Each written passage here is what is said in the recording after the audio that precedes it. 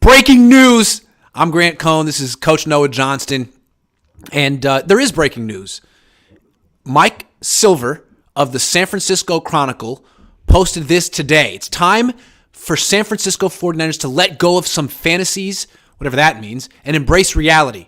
Barring a seismic jump by Trey Lance and a shocking regression by Brock Purdy, or an unfortunate injury, Purdy is the team starter in 2023.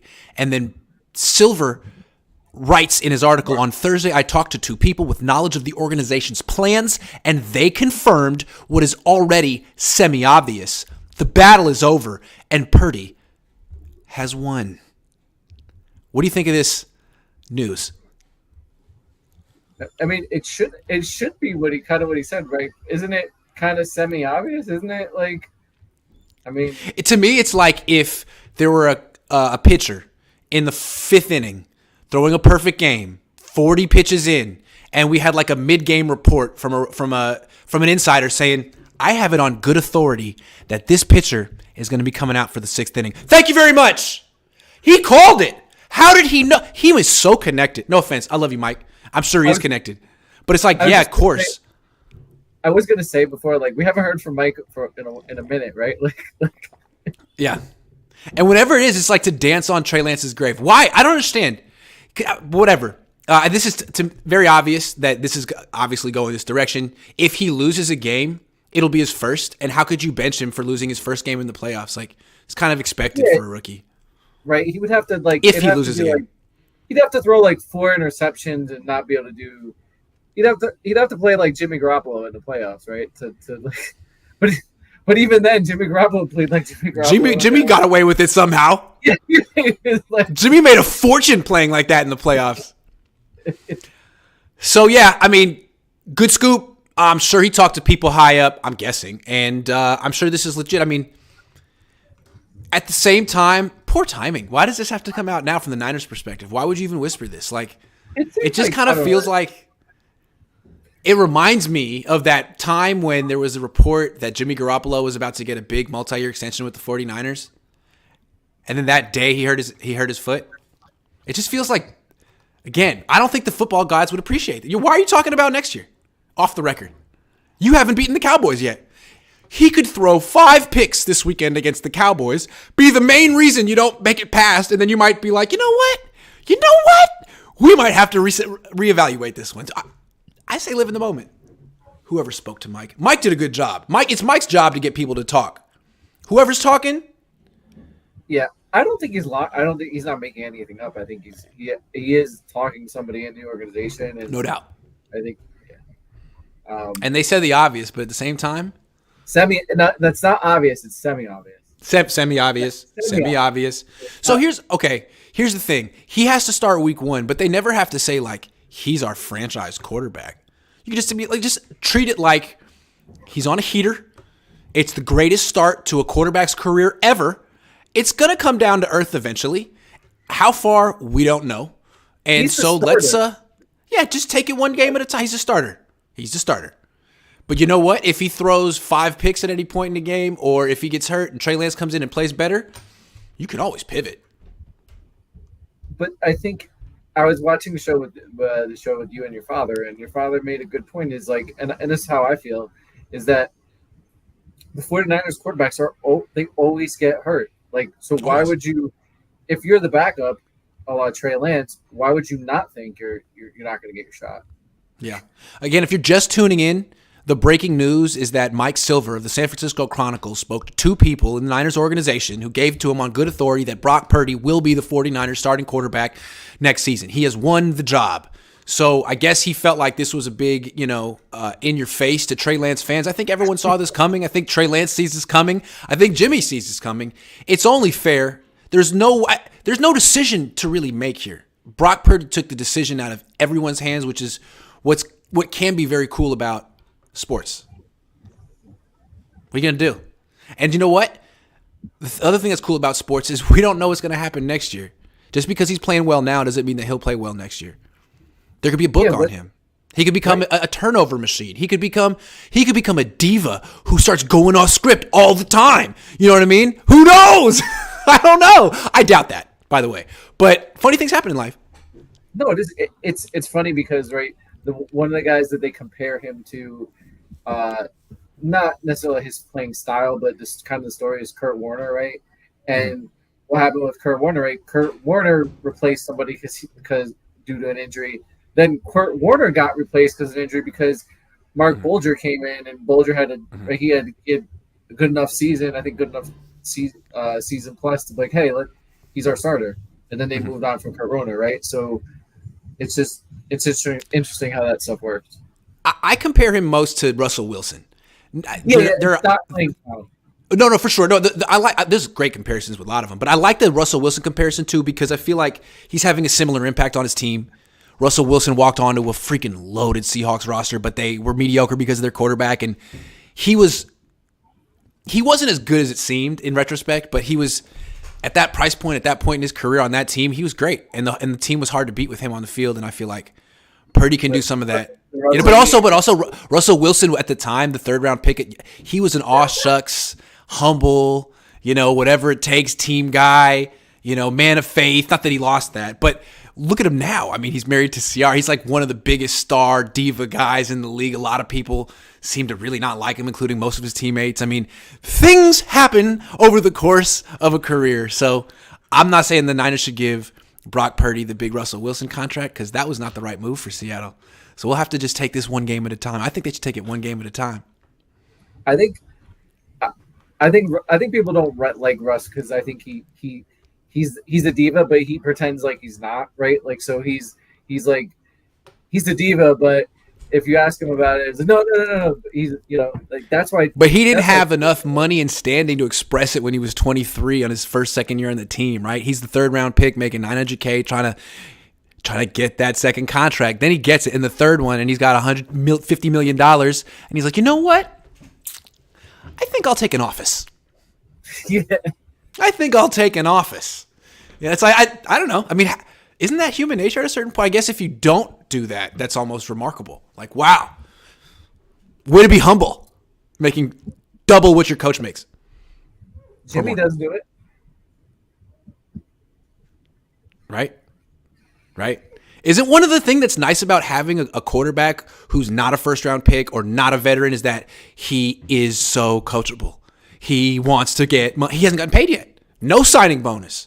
Nothing really. I mean, he's trying to show that he's the hardest worker, the biggest, everything that a coach wants. The coach's dream. That's what you got right now in Brock Purdy for 3 more years. But when he's 28, he might just have a mansion in Malibu. You never know. He could have a side career making movies in Hollywood or Italy. It still goes off the same concept we've talked about before, and you talked about it, is that it's funny how players do really, really well when they're on the last year of their contract, right? Like this is his career is on like you're literally the last guy in the draft. So like if you don't play, obviously he's played more than well enough. He's gonna have a career in the NFL, but if you don't play well or decently when you have your shot. Mm-hmm. You're probably done. Like the last guy in the draft, last pick in the draft. So he's under for his career. The way things when he started out, he was under immense pressure to perform. If he went out there and threw 8 picks, like next year, the other side of the story is Trey's future.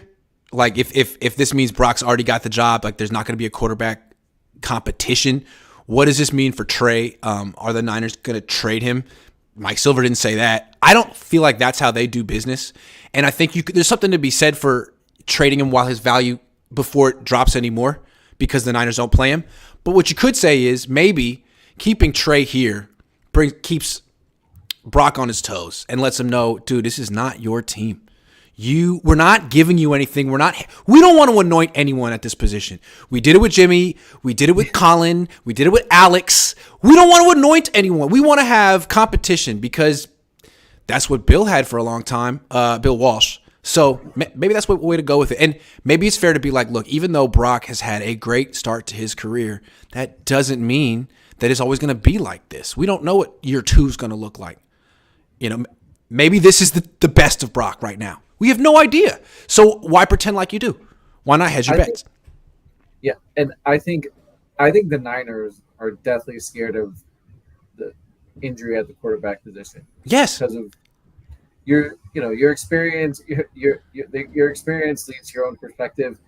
They've lost seasons due to injury at the quarterback position. So, if they moved on from Trey, I don't think they wouldn't do it without like a real backup plan. And this season, they would only have to go back to this season, right? To look at that, like, whoa, like keeping Jimmy, and then we found Brock, like that saved the freaking season. Imagine if Nate Sudfeld was the quarterback right now. I'm with you.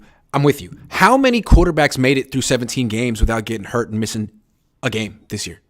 How many guys did it? I could probably look it up. But it seems like half the quarterbacks in the league missed sometime. And what's interesting is now every quarterback in the playoffs that's left standing is in his 20s and mobile. So it seems like to have real success in the NFL, you have to be able to move. And why is that?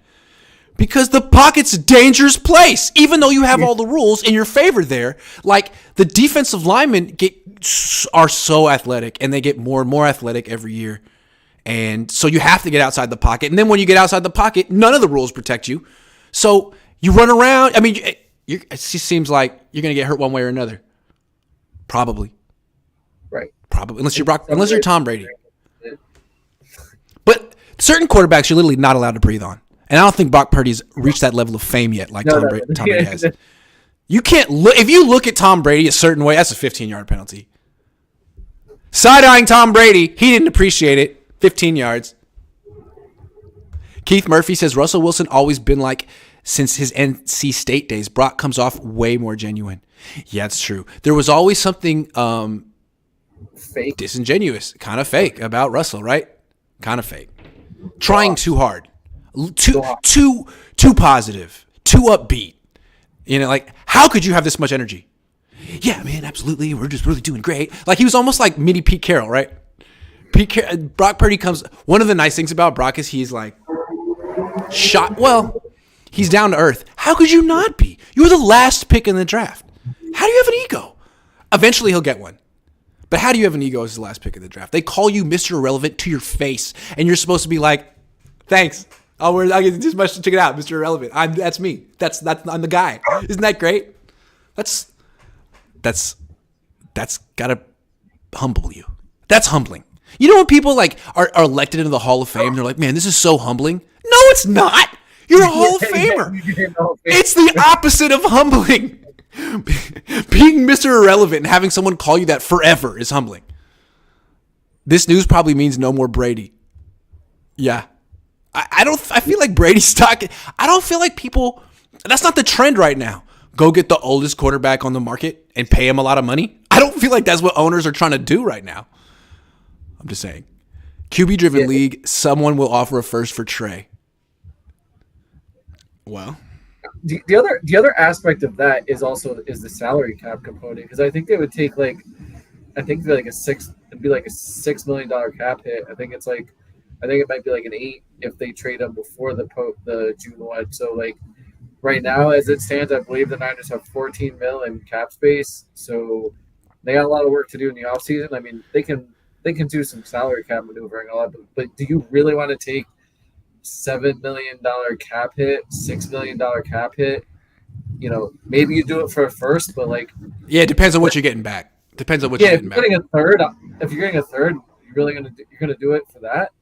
No, because you're not necessarily getting a starter in the third round. No, you want to be trading him. The whole idea is, okay, he's a backup now, so let's trade him for a starter at a position we need. Okay, well, you can do that with a top 40 pick or something like that. But if that's not what you're getting, then you're really selling low. And look at it as like, we still see him as a starting quarterback, even if other teams don't. So we're going to stick with 2 guys who are starters and still have a cheaper quarterback room than 25 teams in the league. Maybe they'll move him to running back. Tight end. Dominic Hewlett says, here's $1. Thank you. Just tuned in. Please explain the news in a nutshell. Mike Silver says Brock Purdy. Mike Silver says he talked to 2 people in the Niners organization who confirmed to him that Brock Purdy will be the starting quarterback to start next season. Like, yeah. I mean, it's interesting to hear that it came from the organization and they're not planning on dancing around with Jimmy Garoppolo or quarterback competition. No one wants to actually have a quarterback competition. You don't have enough reps as it is. So that's what they're going to do. But it doesn't mean they're going to trade Trey or anything like that. At least yet. Anything else you need to say on the Trey Lance, Brock Purdy subject? No. Let's move on. Let's talk about something else.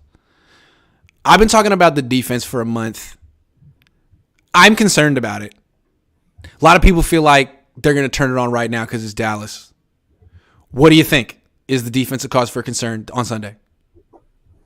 I do agree with you that the defense has fallen off in the last couple weeks. They've been vulnerable. Now, 8 turnovers they forced in the last 3 games. So Salute, and they get credit for that. I don't. To me, and it's coming from a defensive guy, I don't think it's a defensive league. I think you're going to need to win by all.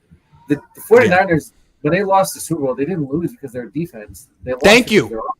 You had to count on giving up 31 points to the Chiefs in this. It's the Chiefs. It's the NFL. It's Mahomes, right? Yeah. Let me ask you a question. Think of the teams in the playoffs now. Like, who has a great defense? Whose defense is better than the Niners? That's a good question. Even with the issues, well, statistically, like everyone's defense is better than the Niners the last 4 games. If there's like somewhere, what are they really? Yeah, they're probably the best defense in the playoffs, right? I mean, who has a better defense? Kansas City, no. Chiefs, not Buffalo, not Cincinnati. Not Cincinnati. Maybe. I mean, Dallas, no. No. The Eagles, you could argue. The Eagles, you could say. But I mean, they've had some clunkers recently. Right. If you look at the Eagles' schedule, they've been vulnerable at times. Yeah. I mean, so Giants have some good players in their D line, but like, nobody's the nature. They got Wink Martindale. They got Wink. I like saying Wink. The nature of the game. No, it's true. Makes it so fickle. Like the rules are so fickle to lend themselves to offense. It's so difficult to just rely on a defense to win. Like you can give up big plays at the drop of a hat, and Let me say why I'm concerned before we write this off, because you're making a good point that like, look, we're holding them to like the standard of the past, and they were never going to keep it up. Here's why I'm a little concerned about the defense. I feel like 3 really important people on the defense right now are not themselves, are not playing at their tip-top shape. And I don't know why. Maybe I'm wrong. 3 guys. Charvarius Ward, Dre Greenlaw, Nick Bosa. With Charvarius Ward, I feel like he got mossed in the end zone by Devontae Adams. Hasn't been the same. With Dre Greenlaw, I think he's hurt. I don't know what's going on. He had a back thing. He was down for a while in this last game. I don't think he's playing at 100%. And then Nick Bosa, I don't know if he's tired or he had an amazing season. And he was pushing so hard to set the record.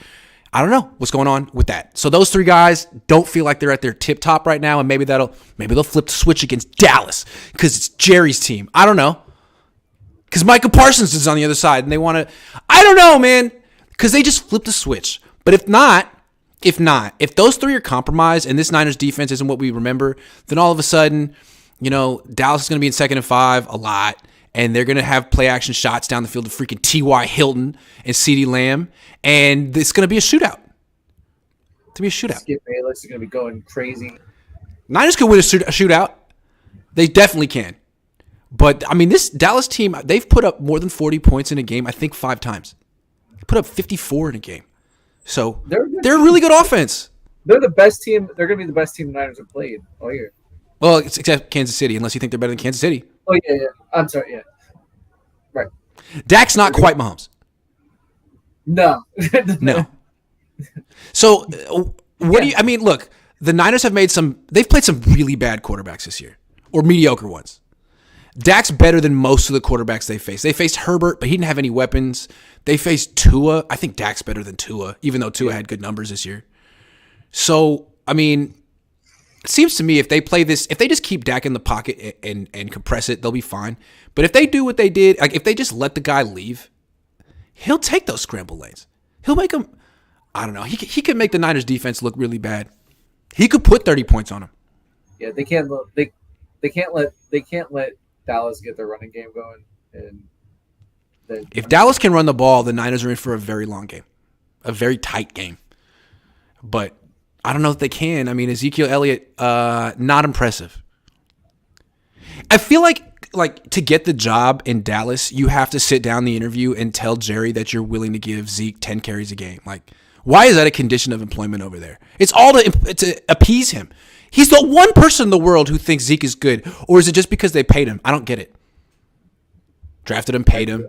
They're really committed to that. I do think you have to make concessions when you get that job in Dallas. Though. I don't know if that's the concession, but I think you do have to make concessions.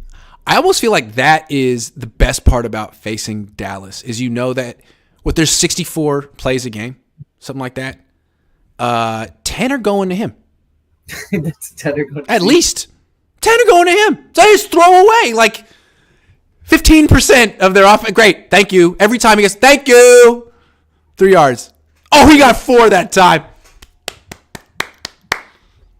I don't get that. Tony Pollard is so much better, but it's like Jerry's like, how freaking dare you give it to him? Steelers, Patriots, because he's trade for 3 second-round picks. Patriots, they got their own guy they got to worry about, and the Steelers just spent a first-round quarterback on Pickett. Pickett. So Zeke is or Tevin Coleman was Zeke light. Yeah, hell yeah. What about Miami? What about Miami? I like Miami for trade. If you made the trade, because they need another quarterback in case Tua gets hurt. He tends to get hurt. And they already got 3 first-round picks for Trey, so it's like they already won, no matter what. There's. I think I read something today where they were talking about Lamar Jackson to Miami. If the whole Baltimore that would be thing. fun. I would like to see what Mike McDaniel could do with maybe. How about this? Ooh, maybe Lamar. That Jackson, would be money. Lamar Jackson to Miami, Trey to Baltimore. Genius! So he could be the next Kaepernick with, oh no, Greg Roman. Is that Trey Lance's ultimate fate? Greg Roman? Well, Kaepernick has some good years with him. I can see that, actually. Harbaugh's I can see coach. that. And I mean, I can see that. Ravens are good. But again, I don't see the Niners trading Trey. You can say it should happen, but it's not going to happen. I don't think it's going to happen. It's not going to happen. Brendan Dilley says, remember when people said Purdy and the Niners better adjust to playoff football and lower scoring, and then they hung 41 on Purdy's first outing? Haha. No. Maybe. But not really. But maybe. Brendan Dilley says, is it possible that the offense scoring more frequently and faster is leading to our defense being on the field longer and more frequently? Yes. I think it's possible. It's probably certainly played into it. Paul's talking shit. He's like, Grant acts like Dallas is the best team ever made. Might want to watch them play. They kill themselves, LOL. Oh, yeah, Paul? Why don't you say to my face? Why don't you say to my face, Paul? They didn't last week. I mean, they were Dak was on a roll turning the ball over, but not last Grant acts like Dallas is all I'm saying is maybe we should take this matchup seriously. I just did a Cohn phone for 2 hours, and it was basically like, how do you guys feel about this game? And it was caller after caller after caller being like, yeah, we're going to destroy Dallas. Oh, yeah, we're going to destroy Dallas. I was like, okay. All right. I felt the same. You went to overtime against the Raiders. Oh, you feel good because you beat Seattle? Nice. That's phenomenal. That's so great. You beat Geno. This isn't Geno. And I know Dak has thrown a lot of picks, but you know what? In the process, they score hell of points on that team. It's a better offense than they had last year, I think. I don't want to talk about Dallas anymore. Forget Dallas. They're going to lose. It's Mike McCarthy. I don't know.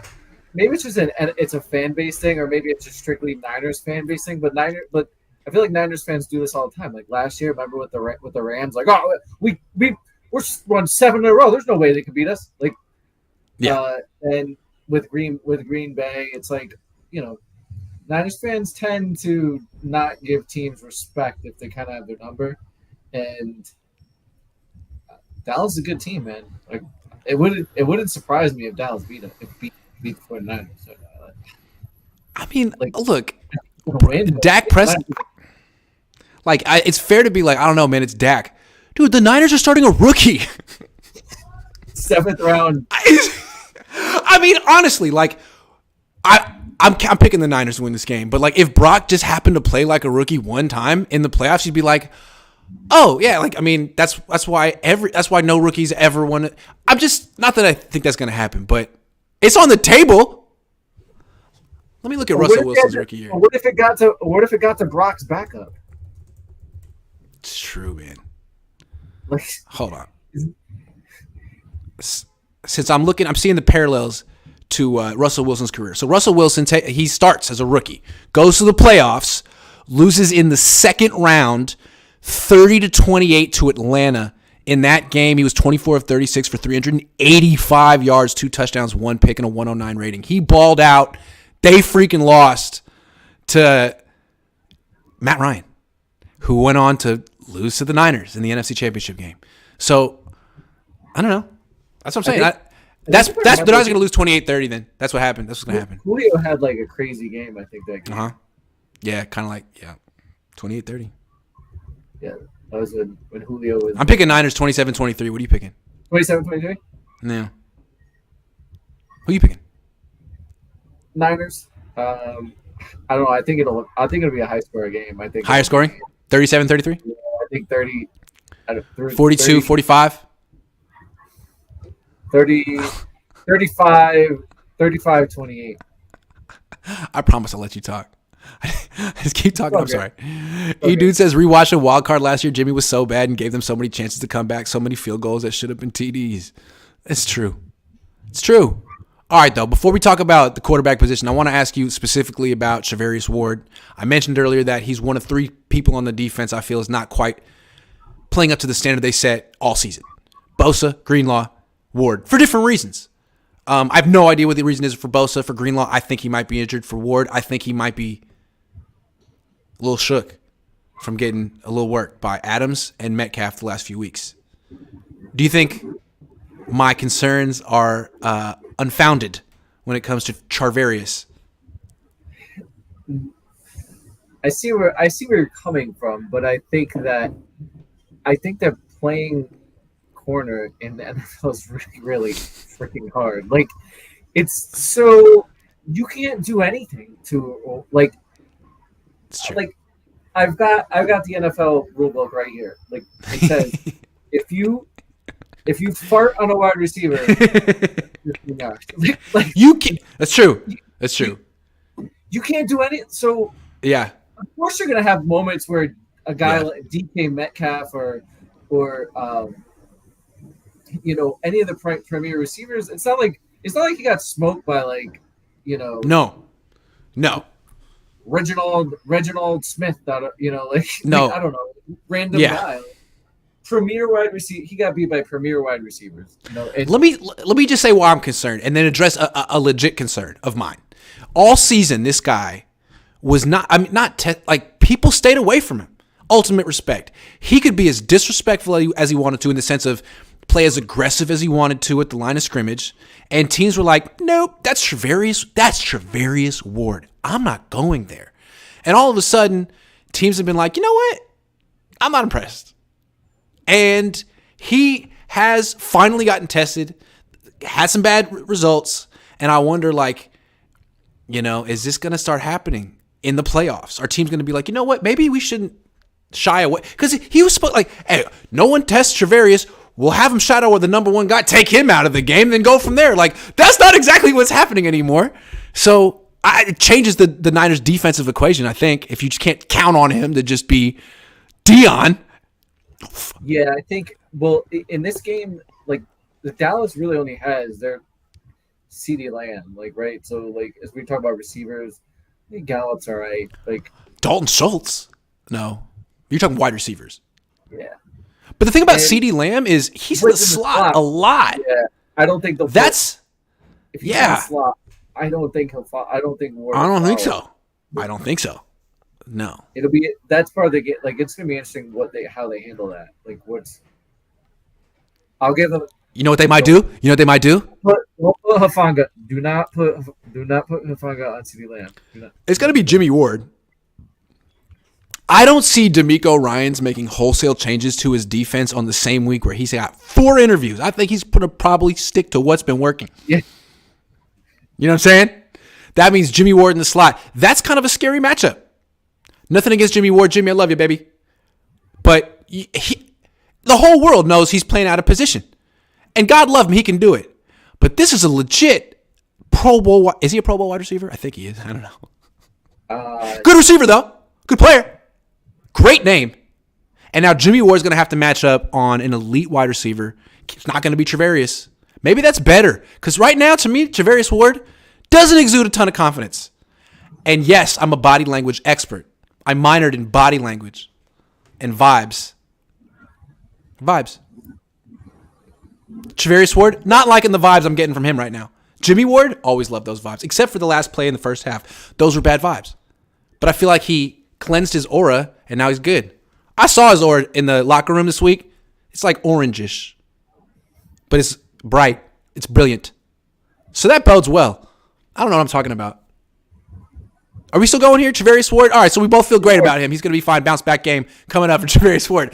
Let's talk about Brock Purdy because this is important. He's on a Cinderella streak. No one's ever done this. There's no reason to think it could end, but at the same time, history tells us it will. And if we're being honest, the last couple of games, he's gotten kind of lucky with some balls that could have been picked, particularly the last game, first half. This is going to be the best pass rush he's faced. Not the best defense per se, but the best pass rush.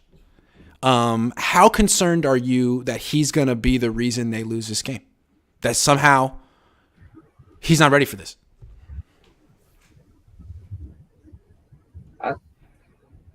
Slight concern. I don't. It is another. If they can run the ball, it shouldn't be a problem, right? If they can run the ball, it shouldn't be an issue. I think he sets as much. I don't. Were you the person to ask him the question about, I forgot exactly how it was phrased, but he pretty much said he felt like he had less pressure on the 49ers. I asked that question. Iowa State, yeah. When he was at Iowa State, he felt like he had to do everything, right? Yes. Yes. Now he feels like with all the weapons, he doesn't feel the pressure. He can check it down to Christian and Debo and stuff like that. Yeah. Yeah. So, and he seems like he's pretty cool under pressure. I don't know. He might make a mistake, but I don't know. I would be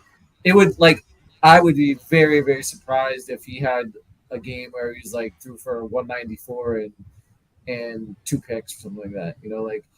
He might make a mistake, but I don't know that I would go as far as say he'll lose the game. Like if he throws for 250, like 250, 3 touchdowns, and he has a pick, and he's at like 75% complete, 70% completion, like we're gonna be like, oh, Brock blew the game for us, like when there's other factors happening, like McGlinchey misses Parsons, and Parsons gets a sack fumble. Like whose fault is that? Okay, so here's what concerns me about for Brock against Dallas. Dan Quinn, the Dan Quinn factor. Now Dan Quinn has played Kyle twice since they split apart, and he's beat him once, held him to 22 and 23 points, but it was Jimmy. Okay, so now it's Brock, and Dan Quinn is a Pete Carroll guy. The Niners just played Pete Carroll, and I feel like Pete Carroll was maybe the first guy who kind of presented a Brock Purdy specific defensive game plan.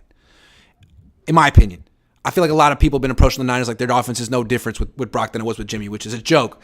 And what Pete Carroll at least did, maybe you could do it against Jimmy too, but what Pete Carroll did in this game was, at least in the first half, especially in those third downs, play cover one, have that linebacker be sort of like the rat defender, and have him jump those in-breaking slants. And those were the ones a couple of times that almost got picked. If you can keep Brock Purdy in the pocket, some throws he's not going to attempt. And he's going to throw a lot of in-breaking stuff. And I feel like if he forces those throws, which he did in the first half of Seattle, I mean, it's a gamble. They'll either get picked off or they won't. I'm a little worried about that. I mean, Dan Quinn saw what Pete Carroll did. He's going to be able to do something similar, and he has a much better pass rush than Pete, so he can use this coverage. I don't know. It's like, I don't know. I'm a little concerned about it, man. Dan Quinn's good. There's a part to that, though, right? He's going to have the right game plan, I feel like. In the first half. But here's the thing that you got to like. That's true. Purdy adjusted in the middle of the game. Like, because the second half, he was looking off that rat. He was looking off that rat backer, and then he was. That's true. And wasn't making the same mistake. So that's true. Maybe Quinn has a game plan, but Purdy, I guess it would say how far ahead can Dallas get before Purdy figures it out and then can make enough plays to. Wouldn't it be funny if like Dallas jumped ahead like 28-3 and then the Niners came back and won. Kyle has to. I love that. Kyle has to keep moving the pocket. He can't let Purdy like take deep drops behind this offensive line against his pass rush. And I think what's cool about Purdy, have you ever noticed like he does a lot of naked bootlegs where there's no blocker out in front of him. He's just all alone. And it seems to me that on the Niners, if you put McCaffrey or Debo in the backfield and you fake a pitch and then you run out, like the whole defense is going to go with the running back. So the Niners are able to really get Brock Purdy out on the edges alone a lot. Just because everyone's so keyed in on stopping the run and shutting down CMC. You know what I mean? When like, oh, there goes Brock, and there's no one around him. And he's got a clear vision, and there's no one in front, and he's 6 feet, but it's okay. They got to, be careful of doing that toward Micah Parsons, but Micah Parsons is very aggressive too. It might work. The bootlegs. They've worked all year for Brock. Get him out of the damn pocket. Get him out! I'm scared of him in the pocket in this game is what I'm saying. It's a great pass rush. The Niners offensive line, you know what I think of it, other than Trent Williams. It's not just Micah Parsons coming for Brock Purdy. It's DeMarcus Lawrence and Dorrance Armstrong and others. Get him out. And I don't know. I'd have to see how they, depending on how they play Parsons and how aggressive Parsons is, you can run action toward him, make him get sucked in. If he gets sucked in toward the run, then he rolls out, then Parsons is an athletic guy, but if it's a hard play to make if you come inside for the run and the quarterback boots back out and then chase them down, like you're probably not going to catch him. You know what I'd like to see in this game? A Christian McCaffrey throw. It's been about 3. They only did it once this year.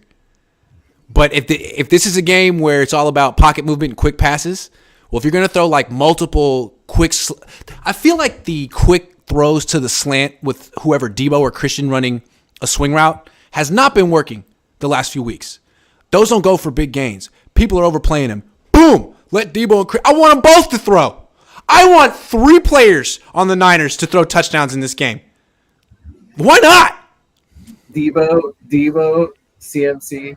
Although if you lost the game on a non-quarterback throwing an interception, hot seat. That's rough. I think if I remember right, Juan Jennings, initially arrived at Tennessee as a quarterback. I think he did a lot of Wildcat stuff at Tennessee too. Yeah, so he can do it too. Maybe they'll get Trent Williams his touchdown this game. Remember it was a couple years ago they were using him and they tried on a trick play and they tried to get him a touchdown and he dropped it, I think. Yeah. Yeah, maybe that'll happen. This game is so interesting to me because I feel like it's going to answer a fundamental question about this team. If they come out and blow out Dallas, then I guess I feel like I need to forget about the stuff that happened after they clinched the division and now. It's like, you know what? Throw it out. They were pacing themselves. It's a championship team. They rose to the occasion against Dallas. Forget the Raiders game. Or what happened the last month is prelude to what's going to happen on Sunday. And it's been staring us in the face, and a lot of us are like, you know what? They're going to turn the switch. I don't know. I don't know what it Niner fans are telling me they're going to flip the switch. So, okay, I'm with them. All I feel like is their defense has been a mirage the last month, and it's getting propped up on these turnovers. What if Dax miraculously doesn't turn the ball over? How many points are the Niners going to give up? I don't know, man. Boy, I can't wait. Stay tuned, folks. The Niners have always been reliant on turnovers during the Kyle Shanahan era. And they've been getting them. Big time. Yeah. Last year, they didn't get that many turnovers. They were they've been getting them and not giving crazy. them. I don't want Niners fans to think I'm a hater. What I would like, personally, is for the Niners to win this game, the Giants to beat Philly, the NFC Championship to be at Levi's, the Niners to win, the Niners to go to the Super Bowl, and I'd love to spend 2 weeks in Arizona where it's warm and not raining, covering the Niners, where the whole center of the football world is the Niners, and then whether they win or lose in the Super Bowl, I don't care. Because after that, there's no more games. I could take them or leave them at that point. But no, I would love them to go. I want to go to Arizona. Are you kidding? I want to do it. Let's do it. You don't want to go to City of Brotherly Love? If they win the Super Bowl, I would get a lot more subscribers and views than if they don't win the Super Bowl. But if they win the Super Bowl, like, where's the fun in that? You want them to get to the Super Bowl and lose again? Where's the fun in that? I don't know. No, I'm just kidding. I think it would be a lot of fun. I think it would be actually really cool. It would be so different. Dude. Oh my God, Grant, what? Huh? I said I heard Rihanna's going to be performing at halftime. That's cool. Do you have a Rihanna playlist, the best of Rihanna playlist on your Spotify? I don't. I don't. No. Brendan Dilly says McCarthy is trash, and if Dallas starts slow, they're going to get boat race. Dallas needs 35 to win. It might take either team 35 to win. Or maybe just Dallas. They fired Greg Roman in Baltimore.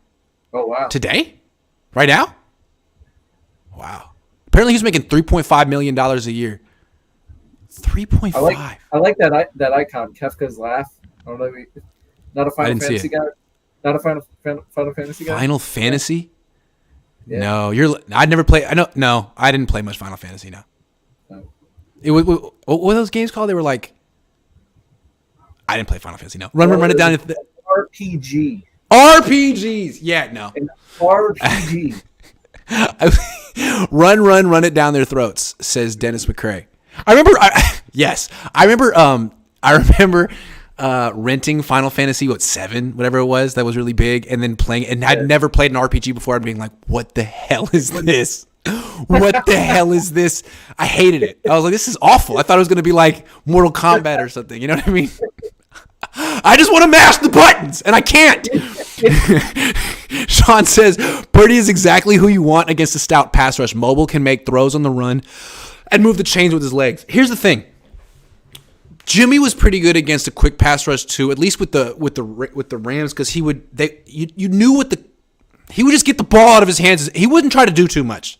He knew he couldn't get away from the pass rush. Purdy runs around. Purdy's high-stepping on people. I hope he doesn't do too much in a playoff game running around, especially against his pass rush. Just get the ball in your hands. Yeah. But Kyle could help with that by, like, moving the pocket. I don't know. I don't know. Grant is going to dunk on the Niners if they lose. So hard. You kidding?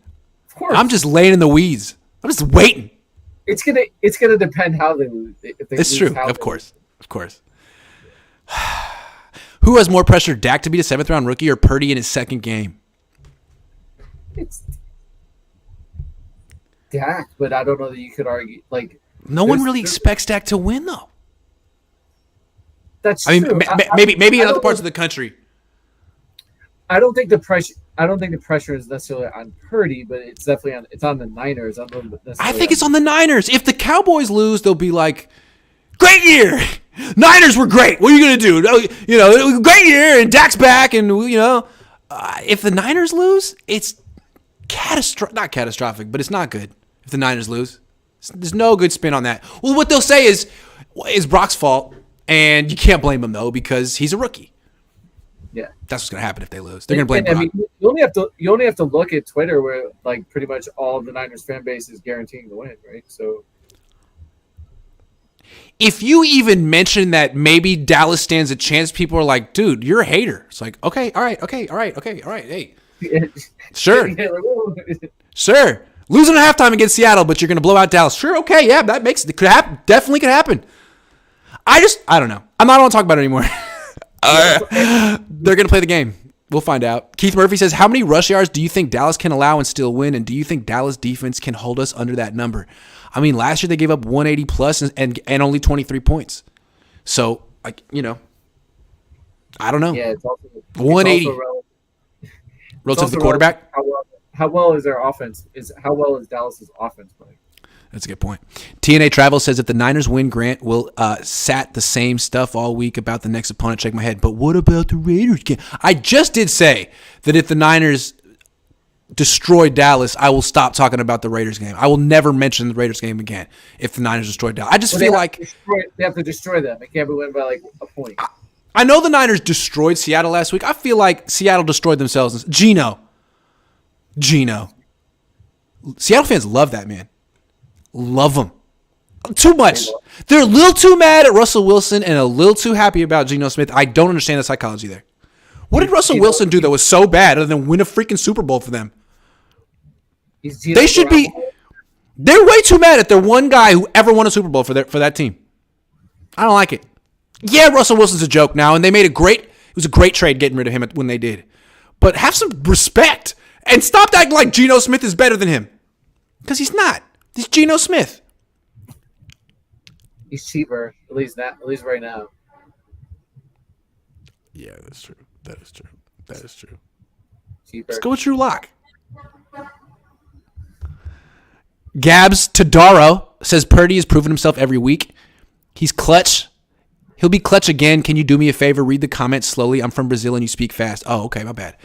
Purdy is proving himself every week. He'll be clutch again. Can you do me a favor? Read the comments slowly. I'm from Brazil and you speak fast. I'll read the comments slowly in general from now on because people pay and I should get it right because I'm over here like speaking some made up language that's kind of like English, but not really. Will Jason Peters' injury shift the balance? Says Gizmo Maltese. I don't think he's that good to begin with. I don't think it makes that big of a difference. I think that's a weakness one way or another.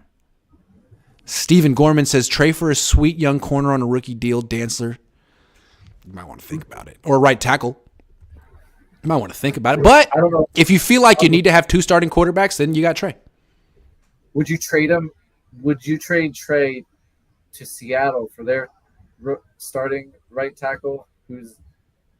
He's a rookie this year. I don't know. He's good. Both their tackles are good. How many sacks did Nick Bosa have last game? 0. Yeah, those guys are good. I don't know. But I think Seattle really likes Geno. Like, you don't understand. They really like each other. They're like, I don't understand. It's like the most kind of pathetic breakup rebound story of all time. It's like, guys, you're just really upset about your previous. You don't need to get married right now. You know, it's been 9 months. You're still really kind of getting over your previous relationship, and there's a lot of weird emotions here. Like, slow down. Take it 1 year at a time. I don't know why that analogy came, and if you felt like that. So you think that they're going to re-sign Geno?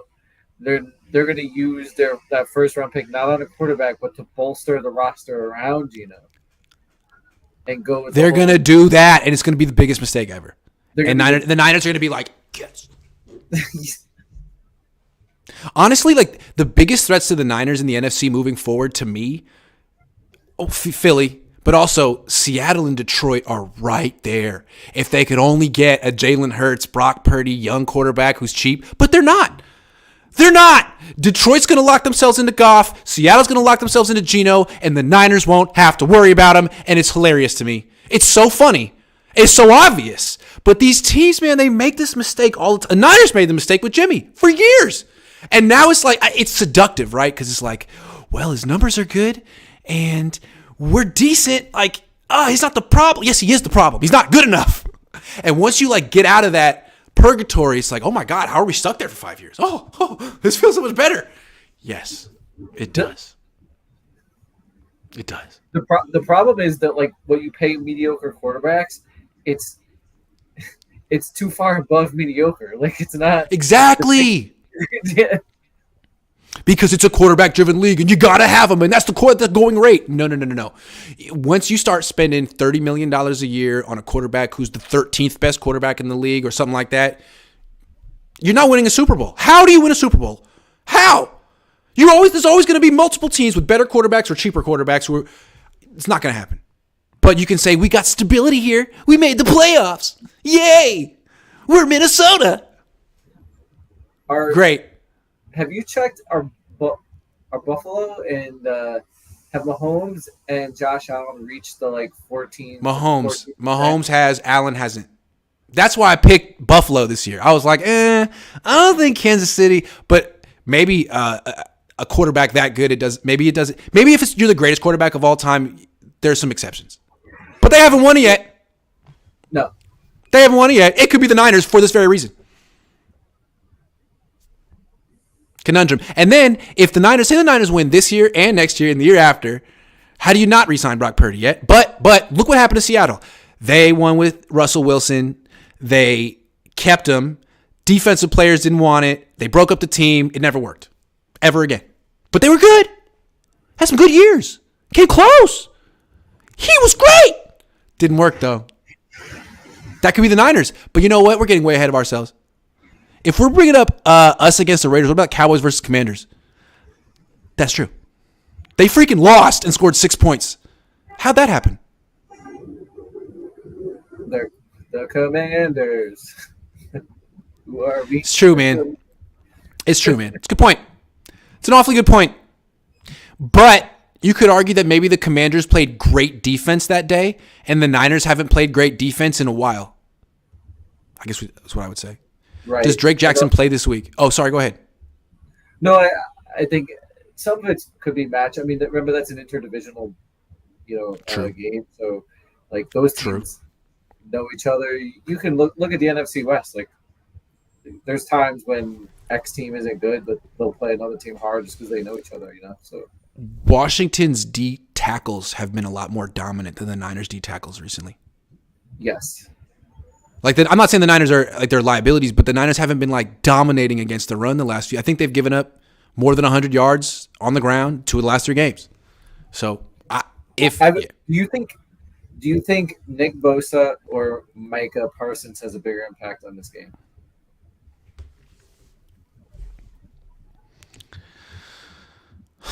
I mean,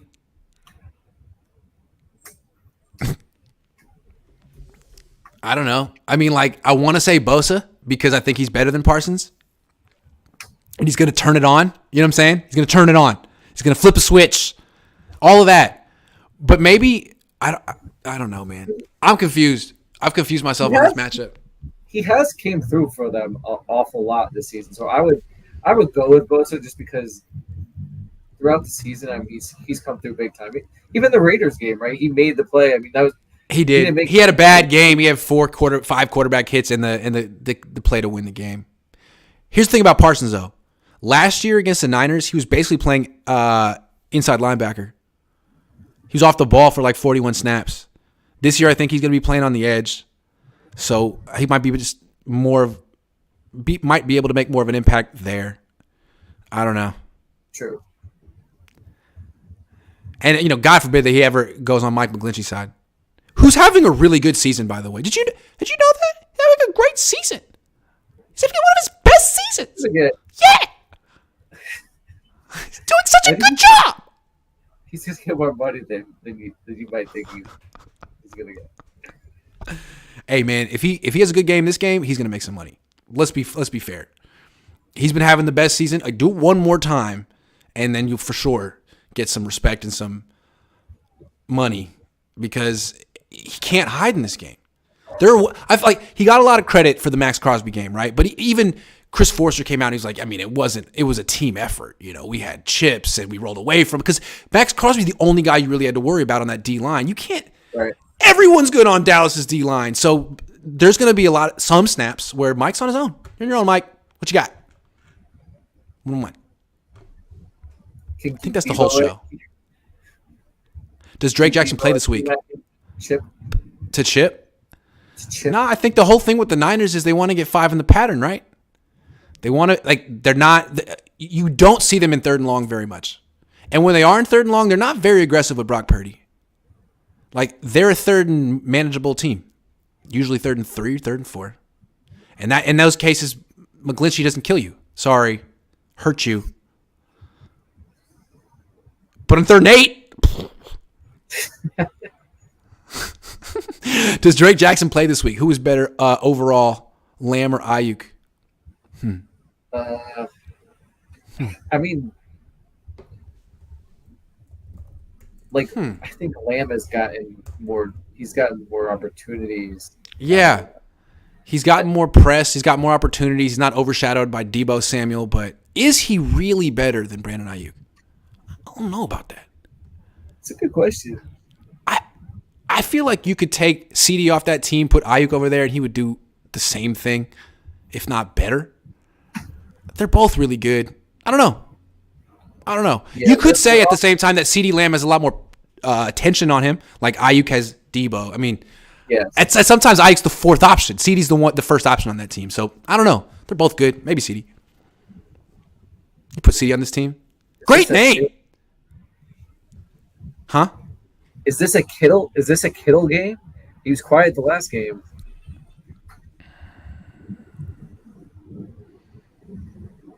No.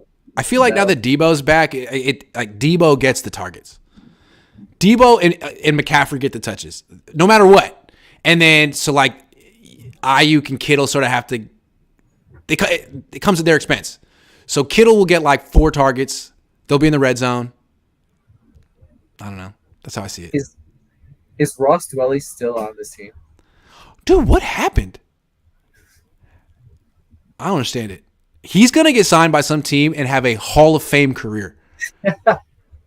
And they're going to be talking about, oh, what if they get rid of Trey Lance? No, Ross Dwelly. Brandon wants to know, will Drake Jackson play this week? Who was better? Oh, no. We didn't answer Drake Jackson. What do you think? Drake? Yes? I'm going to say no. Yeah. I don't think the Niners are going to switch much up. I think they feel the edge guys that they play over him are better, and they want to have depth on the inside, and they feel like some of those edge guys that they do play can play inside if they need to. Right, Hyder has played inside and has done pretty well. So. With Dwelly, I think the deal is like the Niners don't really throw to their number 2 tight end. I think they just use him as a blocker most of the time, and that's not really his. He has good hands. That's what he does. Right. And they don't throw it to him. I guess Kyle's attitude is like, why would I ever call a play for Ross Dwelly? Why would I do that? That's fair. If I wouldn't have a comeback. Yeah. You got me. But I mean, like, I don't know. Once in a while, no, he'll catch it. He'll be open. I don't know. Our D-line is worse than 2019, right? The D. I mean, Armstead, that was his best year. Like, he's still kind of getting into form now. Buckner was on that team. Yeah. Like, not even close. The depth, I think if you're talking about the depth of this D-line is better, but if you're talking about starting 4. Yeah. The backup D-line this year is actually... Well, it's not great against the run, though. That's the thing. They got depth on the edges, but not in the interior. Okay. Niners 47, Cowboys 46. Looking forward to this one. All I ask is if the Niners win, can you please give me something to complain about afterward, all right? Don't put me in a position where I have to be like, you know what? The Niners are great. I have no quibbles with what they did. As long as I can be like, yeah, but I'm good. So now I'm giving you all my secrets. You'll find a way. I think you'll be all right. I think people think that I'm like naturally that like I like hate everything. I'm actually very I like a lot of stuff. I don't go to movies and be like, yeah, this sucked. It's just football teams. The Niners in particular. High standard. But it's fun. Didn't Kyle say he's that way though, right? Like when he's buying a house with his wife, he nitpicks the house and he really likes it, but he nitpicks it. Like so. I'm not that way. I'm only that way about Kyle Shanahan. I'm really an easygoing guy with everyone else, but with Kyle, sorry, bud. Thanks for watching the show. Great to see you. Go have a good time. Yeah. In Brazil. That's where he is. Yeah. Isn't that cool? I'm not in Paris. Not in Paris. Better watch out. Now that people know that you're in Brazil, they're going to be like, oh, I was watching. Yo, Coach Johnston. Happens all the You know time. what I tried this week that I liked, and pineapple and mint. They do like a pineapple and mint like juice here. Ooh, Pretty good. that sounds good. On a I like that. iced up on a hot day on the beach, like it's pretty. Is it the summer because it's the southern hemisphere? Yeah, it's flipped. Ah, that is cool. Does the toilet spin the other direction? You know, I think I haven't paid attention to that. That would have been the first thing. That would be the first thing I would do. Are you kidding me? Thank you for watching the show. I thought it was a good one. Have a great Friday.